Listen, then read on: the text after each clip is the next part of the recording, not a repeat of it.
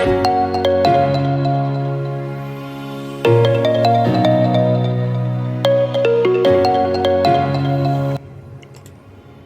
လုံးပဲမင်္ဂလာပါခင်ဗျာကျွန်တော်ဒီနေ့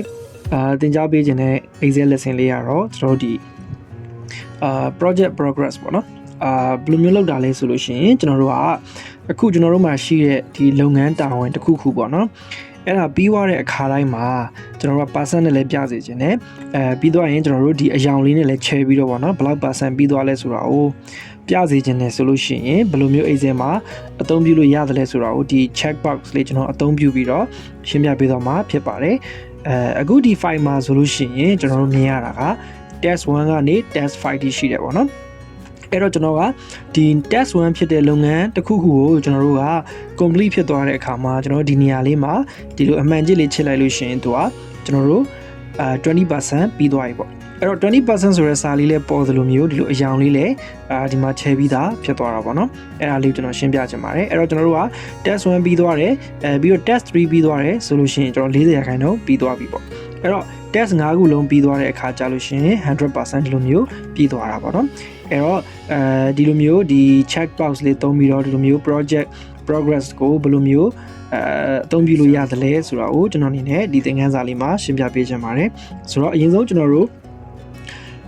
ဒီ file လေးကျွန်တော်တို့အရင်ဆုံးတိစောက်ကြည့်အောင်เนาะ Okay ကျွန်တော်ဒီဘက်မှာတည်တံ့ပြပေးပါမယ်အဲ့တော့ okay ကျွန်တော်ဒီမှာအရင်ဆုံးဒီ project progress ဆိုတာဟာလေးစာလေးကိုအရင်ဆုံးရိုက်လိုက်ပါမယ်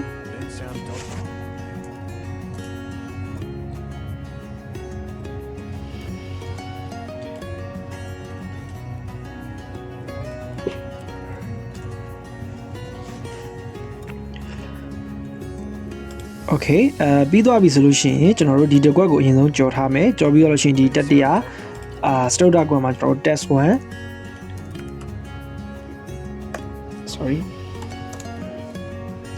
test 1ဆိုရိုက်ပြီးတော့ကျွန်တော်တို့အောက်ကို5ကွက်လောက် copy ဆွဲချလိုက်ပါမယ်โอเคအဲ့တော့ test 1ကနေ test 5ထိကျွန်တော်တို့ရသွားပြီပေါ့နော်အဲ့တော့ပြီးသွားလို့ရှိရင်ကျွန်တော်တို့ဒီမှာ h နဲ့ i နဲ့ကိုနှစ်ကွက်ကိုကျွန်တော်တို့ဒီ project progress ဆိုတဲ့စာလေးအတွက်ပေါင်းပေးလိုက်ပါမယ်အဲ့တော့ mesh ကိုသုံးပြီးကျွန်တော်ပေါင်းပေးလိုက်မယ်ဒါဆိုလို့ရှိရင်ဒီစာကဒီနှစ်ကွက်မှာကျွန်တော်တို့တွဲပြီးရေးထားတဲ့ပုံစံဖြစ်သွားတာပေါ့နော်ပြီးတော့လို့ရှိရင်အောက်မှာ percent တွက်မဲ့နေရာကိုလည်းကျွန်တော်တို့ခုနလိုပဲနှစ်ကွက်ပေါင်းပေးလိုက်ပါမယ်โอเคမယ်နော်ပြီးတော့ကျွန်တော်တို့ဒီမှာကြည့်ကောင်းတော့ကျွန်တော်တို့cell bound လေးလည်းကျွန်တော်လုပ်လိုက်မယ်ပေါ့နော်โอเคသူ့ border လေးကျွန်တော်တို့ခတ်လိုက်မယ်ကျွန်တော်အပြာလေးနဲ့ပြမယ်เนาะကျွန်တော်လုပ်ထားတာအနီရောင်လေးဖြစ်တဲ့အတွက်အပြာလေးကျွန်တော်ခတ်လိုက်မယ်โอเคသူဒီအားကိုလည်းကျွန်တော်တို့ခတ်မယ်ပေါ့ဒါပေမဲ့ခဏလေးပြီးမှခတ်ကြမယ်ပေါ့အဲ့တော့အရင်ဆုံးကျွန်တော်တို့ဒီမှာဒီ check box လေးကိုဘယ်လိုမျိုးလုပ်ရလဲဆိုတော့ကျွန်တော်အနေနဲ့ရှင်းပြပေးချင်ပါတယ် check box ကိုကျွန်တော်တို့လုပ်ချင်တယ်ဆိုလို့ရှိရင်ဒီ Excel မှာတော့ဒီ developer ဆိုတဲ့ကျွန်တော်တို့ tab တစ်ခုရှိပါတယ်အဲ့ tab ကိုကျွန်တော်တို့အသုံးပြုပြီးတော့ဒီ check box လေးရေးလို့ရပါတယ်ဆိုတော့တကယ်လို့ကို့မှာ developer ဆိုတဲ့ tab ကမရှိသေးဘူးဆိုလို့ရှိရင်ဒီကျွန်တော်တို့ဒီကြားလေးထဲမှာလွတ်နေတဲ့နေရာကိုကျွန်တော် right click လေးထောက်ပါပြီးတော့လို့ရှိရင်ဒီလိုမျိုး customize the ribbon ဆိုတဲ့ဟာလေးပေါ်လာလို့ရှိရင် click တစ်ချက်နှိပ်ပါဒီလိုမျိုး dialog box လေးကြာလာမယ်အဲ့ခါမှာကျွန်တော်တို့ဒီဘက်မှာကိုယ့်ရဲ့ developer ဆိုတဲ့နေရာကိုကျွန်တော်တို့အမှန်ချစ်လေးဒီလိုမျိုးချစ်ထားလားဆိုတော့ကျွန်တော်တွားပြီးတော့ကြည့်ရပါမယ်ရလို့မချစ်ထားဘူးဆိုလို့ရှိရင်ကျွန်တော်အမှန်ချစ်လေးချစ်ပြီးတော့ကျွန်တော်တို့လုပ်ပေးဖို့လိုပါတယ်နော်ဒီလိုမျိုးအမှန်ချစ်လေးချစ်ပေးဖို့လိုပါတယ်ပြီးတော့ကျွန်တော် okay နှိပ်လိုက်ပါဒါဆိုလို့ရှိရင်ဒီနေရာမှာ developer ဆိုတဲ့နေရာလေးကိုအခုလိုမျိုးတွေ့ရမှာဖြစ်ပါတယ်โอเคအဲ့ developer ဆိုတဲ့နေရာလေးကျွန်တော်တို့ရောက်ပြီဆိုလို့ရှိရင်ဒီ insert ဆိုတဲ့ထဲကိုကျွန်တော်တို့သွားပါမယ်ပြီးတဲ့အခါမှာဒီလိုမျိုး form control ဆိုတာလေးကျွန်တော်တို့ပေါ်လာတာကိုအခုလိုတွေ့ရမှာဖြစ်ပါတယ်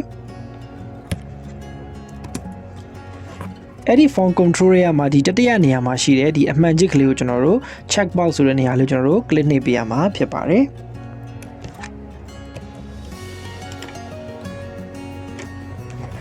ပြီးသွားရင်ဒီလိုမျိုးအပေါင်းလက္ခဏာလေးပေါ်လာပါလိမ့်မယ်အဲ့ဒါကိုကိုလိုချင်တဲ့နေရာမှာကျွန်တော်တို့ဆွဲပေးရမှာဖြစ်ပါတယ်ကလစ်ကိုဖိပြီးတော့ဆွဲပေးရမှာပါအဲ့တော့ text ရဲ့ bina အကွက်မှာကျွန်တော်ဖိပြီးတော့ဒီလိုမျိုးဆွဲလိုက်ပါတယ်ဆိုလို့ရှိရင်ဒီလိုမျိုးအကွက်ကလေး check ဆိုတော့ပေါ်လာမှာမယ်အဲ့တော့ကျွန်တော်တို့ကဒါကိုကြိုက်တဲ့နေရာမှာရွှေ့ထားလို့ရပါတယ်အဲ့တော့ကျွန်တော်တို့ဒီလိုမျိုး အပေါင်းပုံစံလေးပေါ့နော် star ပုံစံလေးအပေါ်အောက်ဘယ်ညာများလေးရှိတယ်ဆိုလို့ရှိရင်ကျွန်တော်အဲ့လိုဖိပြီးတော့ကျွန်တော်တို့အပေါ်အောက်လိုမျိုးရွှေ့လို့ရပါတယ်ဖိ click လေးကိုဖိပြီးတော့ရွှေ့ပါအဲ့တော့ကျွန်တော်တို့နေရာလေးကိုအဆင်ပြေမဲ့နေရာလေးမှာကျွန်တော်အခုလိုမျိုးရွှေ့ပြီးတော့ထားလိုက်ပါမယ် okay ပြီးသွားလို့ရှိရင်အဲ့ထဲမှာဒီလိုမျိုးအိုင်ပုံစံလေးကိုကျွန်တော်တို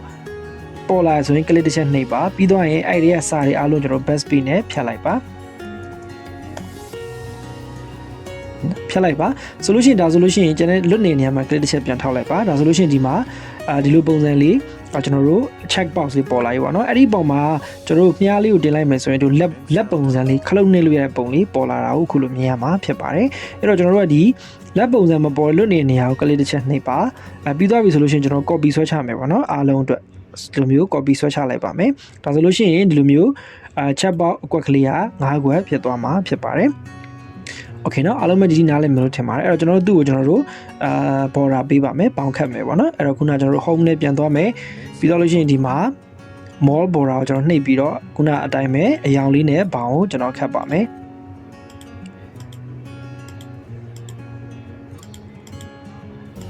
โอเคဒါဆိုလို့ရှိရင်ကြည့်လို့ကောင်းသွားပြီပေါ့နော်အဲ့တော့ဒီစာလေးကိုလည်းကျွန်တော်တို့သူနဲ့တူတဲ့အယောင်နဲ့ပြောင်လေးပဲရွေးလိုက်ပါမယ်ပြီးတော့ဘိုးလေးလောက်ထားလိုက်မယ်ပေါ့နော်โอเคရပြီအဲ့တော့ကျွန်တော်တို့ဘာဆက်လုပ်မလဲဆိုလို့ရှိရင်ဒီ check box တွေတော့ကျွန်တော်တို့ပေါ်လာပြီပေါ့ဒါပေမဲ့သူနဲ့ကျွန်တော်တို့ချိတ်ဆက်ရမယ့် formula တွေသုံးဖို့လိုအပ်ပါသေးတယ်ချိတ်ဆက်ရမယ့် cell တွေထည့်ဖို့လိုအပ်ပါတယ်အဲ့တော့ကျွန်တော်တို့ဒီပေါ်မှာလက်ဖွားပုံလေးဖြစ်နေတယ်ဆိုလို့ရှိရင် right click ကိုနှိပ်ပါ right click ဖြစ်ပါတယ် right click ကိုနှိပ်လို့ရှိရင်ဒီလိုမျိုးစာလေးကြာလာပါမယ်အဲ့ဒီမှာကျွန်တော်တို့ format control ဆိုတာလေးရှိပါတယ်အဲ့ဒီကိုတွားပြီးလို့ရှိရင်ကျွန်တော်တို့ဒီမှာ cell link ဆိုတာရှိတယ်အဲ့ပေါ်မှာ click တစ်ချက်တလို့နှိပ်မယ်ပြီးတော့ရင်ကျွန်တော်တို့ဟာဒီအမှန်ချစ်မဲ့ဒီ box လေးကဘယ် cell အကွက်နဲ့ချိန်မှာလဲဆိုတာကိုဒီနေရာမှာရေးပေးရမှာဖြစ်ပါတယ်အဲ့တော့ကျွန်တော်တို့မသိလို့ရှိရင်ဒီ cell အကွက်ရဲ့ဒီ check box လုပ်မဲ့ဘေးနားဒီနေရာလေးကိုပဲ click တစ်ချက်နှိပ်လိုက်ပါဒါဆိုလို့ရှိရင်ဒီနေရာနဲ့ဒီအမှန်ချစ်မဲ့ check box လေးကချိတ်ဆက်တယ်ပေါ့အဲ့ဒီနေရာကတော့ i5 ဖြစ်ပါတယ်သူရေးပြီးသားဖြစ်နေပါလိမ့်မယ်ပြီး okay နှိပ်ပေးလိုက်ပ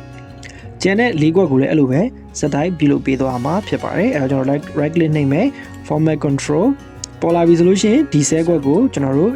cell link မှာ click တစ်ချက်နှိပ်မယ်ပြီးတော့ဒီ cell ခွက်ကလေးကိုရွေးပေးမယ် okay နှိပ်ပါမယ်နောက်တစ်ခွက်ကိုလည်းဒီလိုပဲကျွန်တော်တို့အလုပ်မယ် format control cell link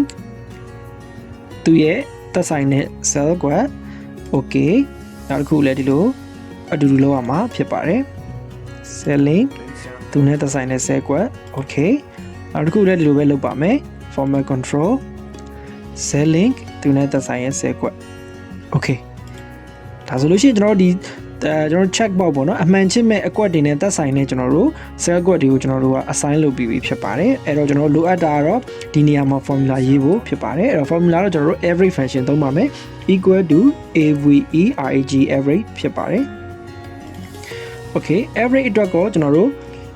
့ဒီ cell ခွက်5ခွက်စလုံးကိုရွေးပေးရမှာဖြစ်ပါတယ်အော်ကျွန်တော် down လေးကနေကပ်ပြီးတော့အားလုံးကိုဒီလိုဆွဲချလိုက်ပါမယ်အဲဆိုလို့ရှိရင်ကျွန်တော်ရေးထားတဲ့နေရာ i5 ကနေ i9 ဖြစ်နေတာကိုအခုလိုတွေ့ရမှာဖြစ်ပါတယ်ပြီးတော့ကျွန်တော်ဒီမှာ percent လိုချင်တာဖြစ်တဲ့အတွက်အမြောက်1နဲ့ကျွန်တော်မြောက်ပါမယ်အဲ့တော့ average i5 to i9 into 1ဆိုပြီးတော့ formula ဖြစ်ပါမယ်ပြီးတော့ enter နှိပ်လိုက်ပါမယ်ဒါဆိုလို့ရှိရင်ဒီနေရာမှာ0ဆိုတာပြနေပါတယ်ကျွန်တော်တို့စမ်းပြီးတော့အမှန်ကြီးတစ်ခုချစ်ကြည့်ရအောင်အဲ့တော့သူက point နဲ့ထွက်ပါတယ်အဲ့တော့ကျွန်တော်တို့ကဒါကို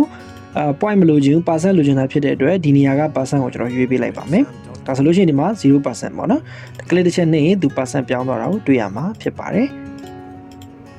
okay အဲ့တော့ကျွန်တော်တို့ကအခုဒီစားတော့ရသွားပြီပေါ့နော်တစ်ခုနှိပ်တိုင်းမှာ percent တက်သွားတာကိုကျွန်တော်တို့မြင်ရပါတယ်ဒါပေမဲ့ဒီလိုမျိုးဒီဘက်ကလိုမျိုးအယောင်နဲ့တက်တာတော့မရှိသေးဘူးပေါ့အဲ့တော့အဲ့လိုအယောင်နဲ့ကျွန်တော်တို့ percent progress ကိုမြင်ကျင်တယ်ဆိုလို့ရှိရင်ကျွန်တော်တို့ထပ်ပြီးတော့conditional formatting အသုံးပြုပြီးတော့မှကျွန်တော်တို့ချိတ်ဆက်ရမှာဖြစ်ပါတယ်အရင်ဆုံးကျွန်တော်ဒီမှာ click နှိပ်လို့ရှိရင် true false တွေပေါ်နေတာဖြစ်ပါတယ်အဲ့ဒါကိုဖျောက်မယ်ဆိုလို့ရှိရင်အလွယ်ကူဆုံးကတော့ကျွန်တော်တို့ဒီအားလုံး select ပေးပြီးတော့ဒီ text color ကိုအဖြူအောင်ချိန်လိုက်ပါဒါဆိုလို့ရှိရင်လွယ်လွယ်ကူကူပဲပျောက်သွားပါလိမ့်မယ်ပြဿနာမရှိပါဘူးเนาะအဲ့တော့ okay ဆက်ပြီးတော့ကျွန်တော်တို့ဒီနေရာမှာအယောင်တွေနဲ့ပေါ်အောင်ဆက်လုပ်ပါမယ်အဲ့တော့ conditional formatting တော့ကျွန်တော်ဝင်မယ်ပြီးတော့တဲ့အခါမှာ new rule ဆိုတော့ကျွန်တော်ရွေးမှာဖြစ်ပါတယ်ဒါဆိုလို့ရှိရင်ဒီလို box တွေတစ်ခုကြာလာတာကိုမြင်ရပါလိမ့်မယ်အဲ့နေရာမှာကျွန်တော်တို့ format style ဆိုတဲ့ဘေးနာအများသေးသေးလေးကိုကျွန်တော်တို့တစ်ချက်နှိပ်ပါမယ်အဲ့ခါမှာကျွန်တော်တို့မြင်ရမယ့်နေရာကတော့ data bar ဆိုတဲ့နေရာလေးရှိပါတယ်အဲ့နေရာ data bar လေးကိုကျွန်တော်တို့ရွေးပေးရမှာဖြစ်ပါတယ် အဲ့လို data ဘောက်ရွေးပြီးပြီဆိုလို့ရှိရင်ဒီ type နေရာမှာ automatic မထားဘဲနဲ့ number လို့ထားပေးရပါမယ်ဒီ maximum နေရာမှာလည်းပဲ number လို့ထားပေးရပါမယ်ပြီးတော့ရင် number ကတော့ value 0ကနေ value 1အထိပဲဖြစ်ပါတယ်Okay ပြီးတော့ကျွန်တော် color ရွေးပါမယ် color ကဘာရောင်နဲ့လိုချင်တာလဲကျွန်တော်တို့ကဒီအနက်ရောင်လိုချင်ရင်အနက်ရောင်ပေါ့နှက်ပြောင်လိုချင်နှက်ပြောင်ပေါ့နော်ဒီမှာတော့ကျွန်တော်အပြာနှုတ်လေးပဲကျွန်တော်ရွေးလိုက်မယ်ပေါ့နော်ပြီးတော့ကျွန်တော် okay လို့နှိပ်လိုက်ပါမယ်ကျွန်တော်စမ်းကြည့်အောင်ဒီခါမှာကျွန်တော်တစ်ချက်နှိပ်တဲ့အခါမှာ 20% ဆိုပြီးတော့အရောင်တစ်ခုတက်သွားတာမြင်ရမှာဖြစ်ပါတယ် test 2နှိပ်ရင်ဒီလိုပါပဲ 40% ဖြစ်သွားတယ် test 3နှိပ်ရင်တော့60% ပေါ့နော် test 4 80% နဲ့ test 5 100% ဆိုပြီးတော့အခုလိုမျိုးတက်သွားတာကိုမြင်ရမှာဖြစ်ပါတယ် Okay ဒါဆိုလို့ရှိရင်တော့ကျွန်တော်ရှင်းပြခဲ့တဲ့ဒီ project progress ကိုမှဒီအရောင်နဲ့ဖော်ပြတာရယ် percent နဲ့ဖော်ပြတာရယ်ကိုကျွန်တော်ရှင်းပြခဲ့တာအားလုံးပဲနားလည်မယ်လို့ထင်ပါတယ်ဆိုတော့နောက်ထပ်သင်ခန်းစာတွေလည်းကျွန်တော်ဆက်ပြီးတော့သင်သွားပေးပါမယ်သင်တန်းနေစုံစမ်းရင်လည်းကျွန်တော်စီမှာလာပြီးတော့စုံစမ်းလို့ရပါတယ်အားလုံးကိုကျေးဇူးအများကြီးတင်ပါတယ်ခင်ဗျာ